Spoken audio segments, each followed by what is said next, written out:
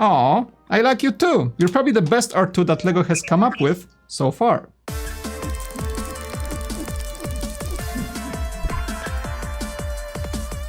Bricks and Minifigs is your one-stop shop for all things LEGO. Hit the link below to find a store near you. This $100 R2-D2 wins me over the UCS one any day, honestly. It's not only a great model for the iconic character, it has Darth Malak, which is like, what in the world, right? We have that minifigure, super unique. A printed plaque as well, so no sticker on this one, and the R2 minifig. So what could you ask for more than that, and paying $100 less, or more than 100 actually at this point, than the UCS version? Darth Malak is super unique. Print works so well for him. We have a bit of a like stiffer type cape, but the head print is particularly unique for him, along with that helmet or chin armor, I would say. Looking good, such a unique character. I had no idea that LEGO would ever do it. And also the 25 years of anniversary of Star Wars brick, not the brick that we got in the midi scale sets from this wave. So that's, you know, the brick from the ships goes in that fashion. In the R2 and the boarding Tanti 4 scene set, we have more of a flat brick like that. So that's why they give you this piece, the 2x4, as an extra, so you can place Darth Malak like so, and you have a minifigure display mini, and this one can be a vertical kind of commemorative plaque. So you have both options in one set. So good job on LEGO on that one. Please, more obscure characters in somewhat unrelated sets, just like so. The R2 is the newest version for this particular model, so that's the guy that has the back printing, which is nice. LEGO is not reverting back to the non-back printed R2 versions. But hey, where's the third leg, right? The model has it. Why not finally make a minifigure of R2 with the third leg? That would be amazing. How? I don't know, but LEGO make it happen.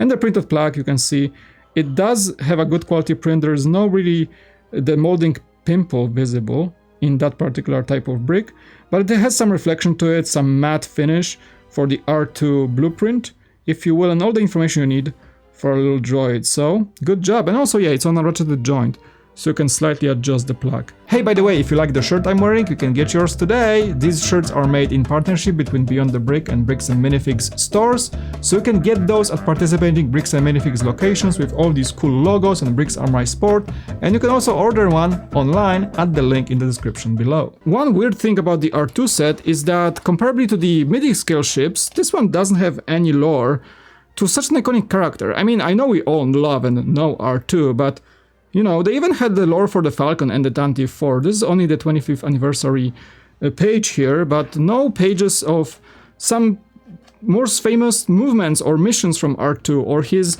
history-changing moments. You know, we just get straight to the build. So I didn't like that. And as I'm here, you can see how much technique is involved in the R2 structure before we even get to the paneling of the droid. So the build design, the build experience starts with Technic. It's kind of similar to what we got in other sort of buildable characters like that, like Baby Yoda comes to mind, or the BB-8, whatever, but you know, it's just there, so you know that there is Technic involved, and now we get to the minifigure. So in that regard, you're gonna expect some Technic, and again, that lack of the lore is somewhat disappointing. But does the set work well? Yes, it does. Yes, he does, of course. I mean, because of that Technic inside, we don't have a lot of functions that are, you know, working without removing bricks. So right now I have him depicted with all the gizmos attached.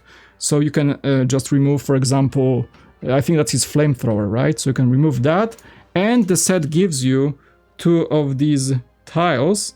So you can just, you know, cover those spots. And if you wanna have a clean, non-anything R2, you just do that, but you have to also remove that element here and just connect that and basically replace it with a tile. So that's how it works. So it's only like a function, it's not really a function, it's like an option to display with or without the gizmos. Choose what you will. But you know what? I like it with the gizmos, so we're gonna keep it that way. You can kind of retract them if you will, so they don't have to stick out so much. The grabber arm is here, and also at the very top is the holo projector, or sorry, the visor rather, not the the visor, he particularly, for example, uses in the Dagobah scenes to navigate through the swamp. So there is that too. Moving pieces, the head on a ratcheted joint, that's cool. There's an option to remove the third leg, so you can have R2 without it. So the ratcheted also legs work in that particular fashion, so you can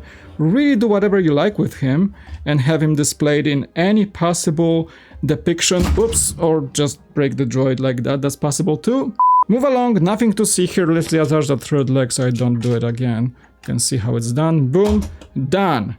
Okay, cool. R2, you good? Perfect. There are stickers in this set. Those are stickers. That's a sticker. That's a sticker as well. Not liking that, so particularly visible stickers. Just a few stickers in the back. Here at the bottom, those are stickers as well. Not much of a, detail on the back, which is somewhat weird because, for example, R2 does have more back detail, so why did Lego not do anything here? I mean, the lines of the bricks kind of give you detail, if you think about it. That's a sticker as well, right here. So the heads had some details. That's a sticker on the side here.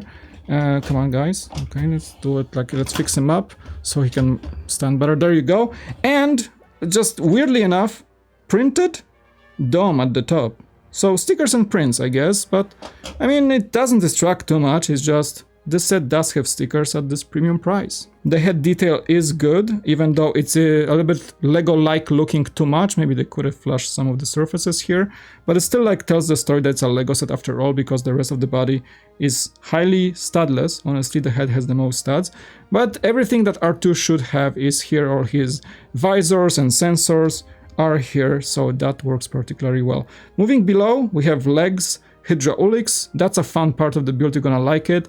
As I was picking the R2 up, you probably saw that the legs are somewhat, they are on a kind of like a loose swivel, so they adjust their angle depending on how far you move the legs. Overall, they just work well, and you can position the R2 in any angle you like, as long as he doesn't fall over, like I demonstrated. The detail for the front is particularly well done. That is a sub-assembly you kind of put into the R2's chest, and that works pretty well. It's pretty clever how it's done, so I'm not gonna spoil too much for you. You're gonna have to enjoy it.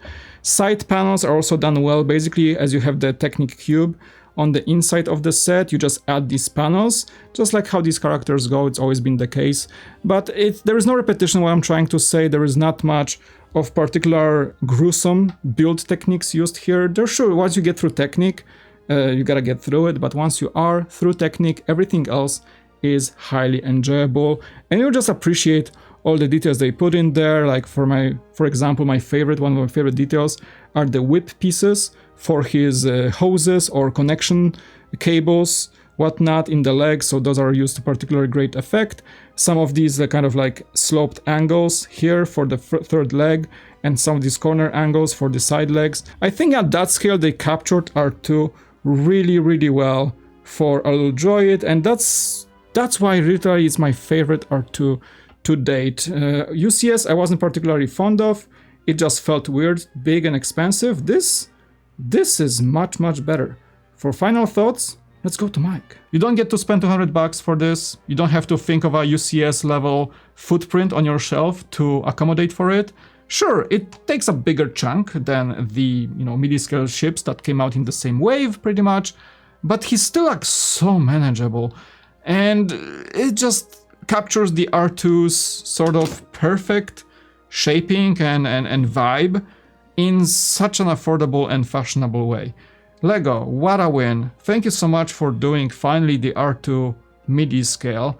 You can put him next to your other droids from this same kind of vibe. You can put him against, I don't know, Baby Yoda or Yoda buildable fig, and that's gonna look great as well. Functions are sure limited because there is no really space inside for any of these gizmos of R2 to be hiding, so swapping things between for the look you want might be a little bit burdensome, and you have to keep those extra tiles at hand so you not lose them with the set. Sure, that's a burden a little bit, but in the end you get an R2 that is absolutely lovable. It just looks great. The only thing I could think of, and in terms of how better it could be designed, is to maybe kind of, flatten out a little bit of his dome so it looks a little bit better, but at the same time it kind of gives you a Lego vibe, so you see some studs, some corners, so it's not too perfect, it still looks Lego-esque, because the rest of the body like actually looks like a proper model, so that's kind of something that stands out for me. Anyway, I think fans will really enjoy this one.